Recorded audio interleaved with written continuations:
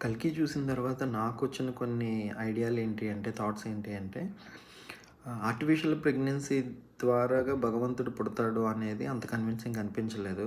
So, ఏదైనా ఒక valid reason చూపించుంటుంటే బావుండేది. ఎందుకంటే దేవుళ్ళు ఆర్టిఫిషియల్ ప్రెగ్నెన్సీ వల్ల రీజన్ లేకుండా అయితే పుట్టరు కదా! అదొకటి. తర్వాత ఫైట్స్, అటాక్స్, వెపనరీ బ్యాటిల్స్ లాంటివి ఎక్కువ చూపించి స్టోరీని తక్కువ చేసినట్టు అనిపించింది. సో, ఆ ఫైట్స్ కొద్దిగా తగ్గించి స్టోరీని బాగా చెప్పేలాగా ఉండుంటే ఇంకొంచెం బావుండేది. ఇంకోటి థర్డ్ థింగ్ ఏంటంటే, తెలుగు తెలిసిన వాళ్ళు గూడా ఆర్టిఫిషియల్‌గా, ఫ్యాబ్రికేటెడ్‌గా తెలుగుని పట్టి డైలాగులు చెప్తుంటే కొన్ని కొన్ని పదాలు సరిగ్గా పడలేదు. అది అట్‌లీస్ట్ తెలుగులో కూడా వినేటప్పుడు బాలేదు. ఇంకొకటి ఆల్మోస్ట్ ఆల్ మెయిన్ క్యారెక్టర్స్‌ని చంపేశారు పార్ట్ 1లో. సో, చాలా రాజేంద్ర ప్రసాద్, శోభన, మిరియమల్ అందరి క్యారెక్టర్స్. మరి పార్ట్ 2 అనేది క్యారెక్టర్స్ మళ్ళీ రీబిల్డ్ ఎలా చేస్తారని తెలీదు. అర్జునుడి కన్నా కర్ణుడు గొప్పవాడని చూపించే ప్రయత్నం కూడా జరిగింది. మీకు కూడా ఇలాగే అనిపిస్తే కామెంట్ ఔట్ చేయండి.